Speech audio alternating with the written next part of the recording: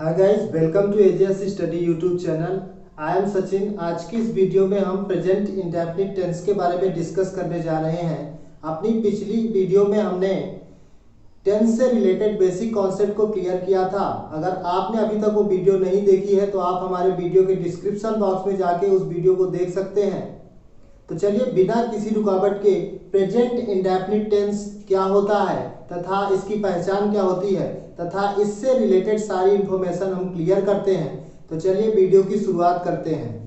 तो आइए सबसे पहले हम देखते हैं कि इसकी पहचान क्या होती है। देखिए, इसकी पहचान होती है जिस वाक्य के अंत में ता है, ती है, ते है, ताहूं इत्यादि शब्दावली तथा कार्य के वर्तमान समय में होने का बोध हो, वहां पर हमें प्रेजेंट इंडेफिनिट टेंस समझना चाहिए। ये तो देखिए, जब जनरली हम ग्रामर स्टार्ट करते हैं तो हमें इतना ज़्यादा ग्रामर का नॉलेज नहीं होता है। तो इस प्रकार से जब हम टेंस स्टार्ट करते हैं तो क्या है, हमें टेंस के बारे में पता नहीं होता है। तो बचपन से हमें यही पहचान दी गई है, जिस वाक्य के अंत में ता है, ती है, ते है, ताहूं ये शब्दावली वहां प्रेजेंट इंडेफिनिट टेंस है। थोड़ा सा हट के अगर हम थोड़े से लेवल ऊपर करके देखें तो इससे आपको बेसिक जो आप डेली यूज में यूज करते हैं उस प्रकार से तो आपको टेंस पहचान लेंगे कि यह प्रेजेंट इंडेफिनिट टेंस है। लेकिन बहुत सारे टेंस ऐसे भी होते हैं जिनके अंत में ता है, ती है, ते है, ताहूं ये सब नहीं दिया होता है। तो उनको पहचानने के लिए इसकी एक और पहचान होती है। तो देखते हैं क्या होती है वो पहचान। अब देखिए, रियल में हमारी जो प्रेजेंट इंडेफिनिट टेंस की पहचान होती है, या सिंपल प्रेजेंट का हो या प्रेजेंट इंडेफिनिट, उसकी पहचान यह होती है कि it shows present habitual action, daily routine, universal truth and future plan action. यानी कहने का मतलब यह है कि प्रेजेंट इंडेफिनिट टेंस या सिंपल प्रेजेंट टेंस वर्तमान समय में होने वाली घटनाओं, हमारी दैनिक क्रियाओं तथा सार्वभौमिक सत्य तथा भविष्य में होने वाले कार्यों की रणनीति वर्तमान समय में बनाने का जहां बोध हो वहां हमारा प्रेजेंट इंडेफिनिट टेंस होता है। तो इस प्रकार से हमने प्रेजेंट इंडेफिनिट टेंस की पहचान हिंदी में भी समझ ली और इंग्लिश में भी समझ ली। आइए अब देखते हैं कि प्रेजेंट इंडेफिनिट टेंस की सहायक क्रिया क्या होती है। तो आइए समझने का प्रयास करते हैं कि प्रेजेंट इंडेफिनिट टेंस की वास्तव में हेल्पिंग वर्ब्स यानी सहायक क्रिया क्या होती हैं। बात करें इसके हेल्पिंग वर्ब्स की, हेल्पिंग वर्ब को अपन हिंदी में बोलते हैं सहायक क्रिया। तो इसकी सहायक क्रिया होती है डू और डज। साथ ही साथ अगर बात करें मेन वर्ब की, तो मेन वर्ब का फर्स्ट फॉर्म इस टेंस में यूज किया जाता है।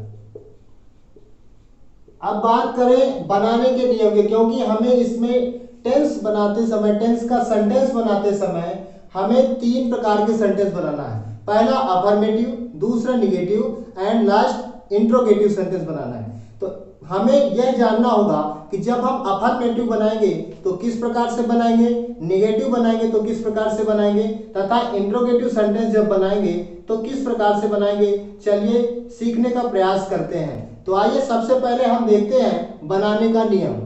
किसी भी सेंटेंस का जब हम अफर्मेटिव बनाएंगे तो उसके बनाने का नियम क्या है, पहले हम यह समझने का प्रयास करते हैं कि जब हम अफर्मेटिव सेंटेंस बनाएंगे तो अगर ही दिया हुआ, सी दिया हुआ, इट दिया हुआ है या कोई नेम दिया हुआ है तथा सिंगुलर नंबर दिया हुआ है तो उसके साथ हम वर्ब के फर्स्ट फॉर्म में हमेशा एस या ईएस का यूज करेंगे। इसी प्रकार आई, यू, वी, दे तथा प्लूरल नंबर का अफर्मेटिव सेंटेंस पे यूज करेंगे तो उसके साथ हम सिर्फ वर्ब का फर्स्ट फॉर्म प्रयोग में लाएंगे, यस या ईएस नहीं लगाएंगे।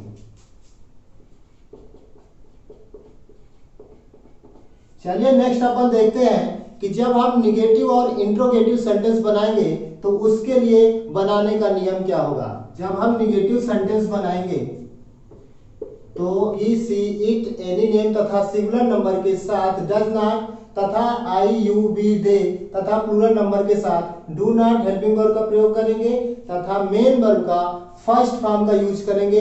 ध्यान दीजिएगा, निगेटिव सेंटेंस में सिंगुलर नंबर के साथ यानी ही, सी, इट, एनी नेम तथा सिंगुलर नंबर के साथ हम कभी भी निगेटिव सेंटेंस में एस या ईएस का यूज नहीं करेंगे। इसी प्रकार प्लूरल नंबर में आई, यू, वी, दे तथा प्लूरल नंबर के साथ हम क्या करेंगे, डू नॉट सहायक क्रिया का प्रयोग करेंगे तथा मेन वर्ब का फर्स्ट फॉर्म प्रयोग में लाएंगे।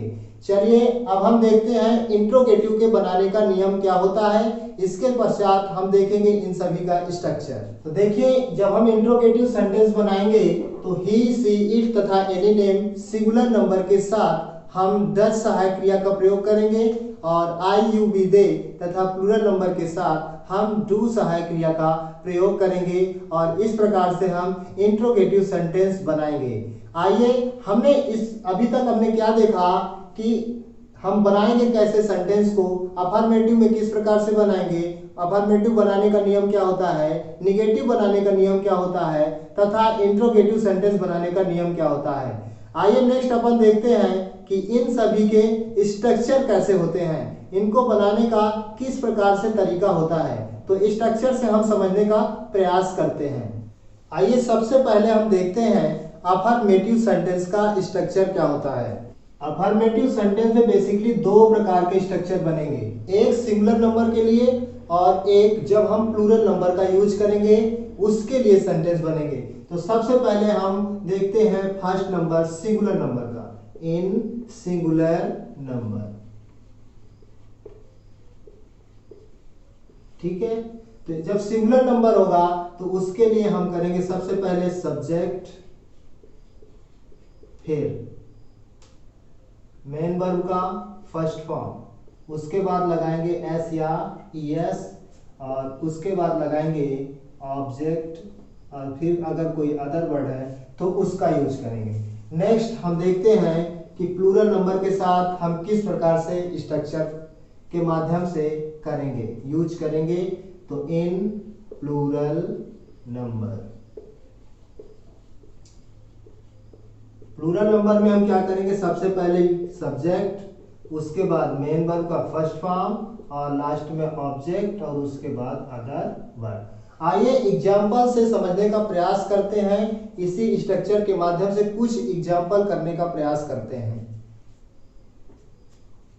जैसे मैंने कहा, मैं स्कूल जाता हूं, मैं स्कूल जाता हूं। इसका बनाते हैं तो आई। अब देखिए, इसमें सब्जेक्ट के रूप में आई है तो प्लूरल नंबर के लिए हम इस स्ट्रक्चर का यूज करेंगे। तो यहाँ पे हमें सबसे पहले किसका बनाना है, सब्जेक्ट का। तो सब्जेक्ट हो गया मैं का होता है आई। अब इसके बाद मेन वर्ब का फर्स्ट फॉर्म, यहाँ पे है जाना, जाना को अपन कहते हैं गो।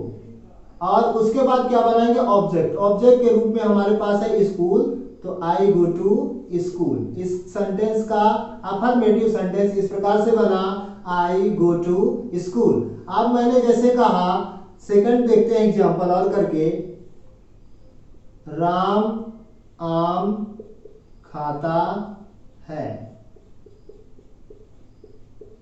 तो इसका बनेगा, सबसे पहले राम का बनाएंगे क्योंकि यह सिंगुलर नंबर है तो इसी स्ट्रक्चर के माध्यम से बनेगा, ये वाले स्ट्रक्चर के माध्यम से फर्स्ट नंबर जो है। तो पहले बनेगा सब्जेक्ट का, तो यहाँ पे सब्जेक्ट राम। उसके बाद मेन वर्ब देखेंगे तो मेन वर्ब यहाँ पे खाना।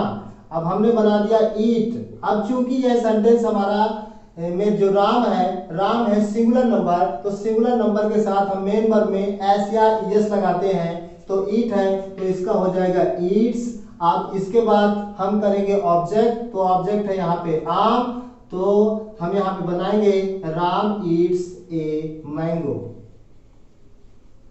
इस प्रकार से देखिए दोनों सेंटेंस हमारे बन चुके हैं और हमने अफर्मेटिव सेंटेंस में सिंगुलर और प्लूरल नंबर दोनों को बना के देख लिया है। आइए सबसे पहले हम निगेटिव सेंटेंस का स्ट्रक्चर समझने का प्रयास करते हैं। तो जब हम निगेटिव बनाएंगे तो पहले हम सबसे पहले यूज करेंगे सब्जेक्ट, उसके बाद यूज करेंगे मेन हेल्पिंग वर्ब के रूप में डू या डज, उसके बाद यूज करेंगे नॉट, उसके बाद एमबी का फर्स्ट, उसके बाद ऑब्जेक्ट और नेक्स्ट हम यूज करेंगे अदर वर्ब। आइए एग्जाम्पल के माध्यम से समझने का प्रयास करते हैं, एग्जाम्पल करते हैं, कुछ तो समझ में आएगा। जैसे राहुल स्कूल नहीं जाता है। तो इसका कैसे बनेगा, तो सबसे पहले हम बनाएंगे सब्जेक्ट का। सब्जेक्ट है राहुल। आप देखिए राहुल है हमारा सिंगुलर नंबर, तो सिंगुलर नंबर के साथ हम यूज करेंगे डच सहायक क्रिया। तो यहाँ पे लगा देंगे डच, उसके बाद लगाएंगे नॉट, और उसके बाद बनाएंगे एमवी का। तो मेन वर्ब है यहाँ पे जाना, तो जाना का होता है गो, और उसके बाद आएगा टू। अब कहाँ जा रहा है, स्कूल, यह होगा हमारा ऑब्जेक्ट। तो देखिए इस प्रकार से इसका जो है तो निगेटिव सेंटेंस इस तरह से बनेगा। नेक्स्ट एक और एग्जांपल करते हैं, जैसे मैं पढ़ाई नहीं करता हूं। अब देखिए यहाँ पे भी है, तो इसका जब हम बनाएंगे तो सबसे पहले बनाएंगे मैं का, क्योंकि मैं है हमारा सब्जेक्ट, तो मैं का हो गया आई। उसके बाद जब है आई, तो आई के साथ हम यूज करते हैं डू नॉट, तो करेंगे डू नॉट। अब पढ़ाई का मीन्स होता है read, I do not study. ये लीजिए एक और एग्जांपल करके देखते हैं, राधा चाय नहीं बनाती है। इसका बनेगा Radha does not make tea. तो इस प्रकार से देखिए हमने निगेटिव सेंटेंस को समझ लिया है, स्ट्रक्चर में हम रखकर एग्जाम्पल भी कर लिए हैं। चलिए नेक्स्ट अपन देखते हैं कि इंट्रोगेटिव सेंटेंस का स्ट्रक्चर क्या होता है तथा किस प्रकार से हम इंट्रोगेटिव सेंटेंस बनाएंगे। जब हम इंट्रोगेटिव सेंटेंस बनाएंगे तो सबसे पहले हेल्पिंग वर्ब का यूज करेंगे। तो इसका स्ट्रक्चर होगा, सबसे पहले हेल्पिंग वर्ब। हेल्पिंग वर्ब ना लिख के आप लिख सकते हो डू या डज। उसके बाद सब्जेक्ट, उसके बाद मेन वर्ब का फर्स्ट फॉर्म, उसके बाद ऑब्जेक्ट और नेक्स्ट अदर वर्ड। एग्जाम्पल से समझने का प्रयास करते हैं। नंबर फर्स्ट एग्जाम्पल, क्या राम बाजार जाता है। अब देखिए यहाँ पे सब्जेक्ट है हमारा राम, सब्जेक्ट है हमारा राम, तो राम के साथ हम यूज करते हैं डज। तो सबसे पहले आएगा डज राम, फिर आनेगा किसका, जाने का, तो बनेगा गो टू मार्केट। ठीक है, एक और एग्जांपल करता हूं, क्या मैं आम खाता हूं। ध्यान दीजिएगा इन सभी के लास्ट में क्वेश्चन मार्क्स आता है, फुल स्टॉप नहीं आता है। चलिए तो इसका जब हम बनाएंगे तो ये यहाँ पे है मैं, तो मैं के साथ यूज होता है डू, तो इसका बनेगा डू आई। अब खाना होता है ईट ए मैंगो। ठीक है, एक और एग्जांपल करता हूं, क्या तुम फूल तोड़ते हो। जब हम इसका बनाएंगे तो सबसे पहले आएगा तुम। अब देखिए तुम है यहाँ पे सब्जेक्ट, तो तुम है हमारा प्लूरल नंबर, तो इसके साथ हम यूज करेंगे डू। तो पहले आएगा डू यू, अब तोड़ने का होता है प्लक ए फ्लावर। तो इस प्रकार से हमने अफर्मेटिव बनाना भी सीख लिया, निगेटिव बनाना भी सीख लिया तथा इंट्रोगेटिव बनाना भी सीख लिया स्ट्रक्चर के माध्यम से, तथा एग्जाम्पल को भी हम कर चुके हैं। आई होप आप समझ गए होंगे कि प्रेजेंट इंडेफिनिट टेंस की वास्तव में पहचान क्या होती है तथा इसका यूज हम अफर्मेटिव, निगेटिव तथा इंट्रोगेटिव सेंटेंस बनाते समय किस प्रकार से करते हैं, हमने इस वीडियो के माध्यम से समझ लिया है। आई होप आपको यह वीडियो समझ में आई होगी।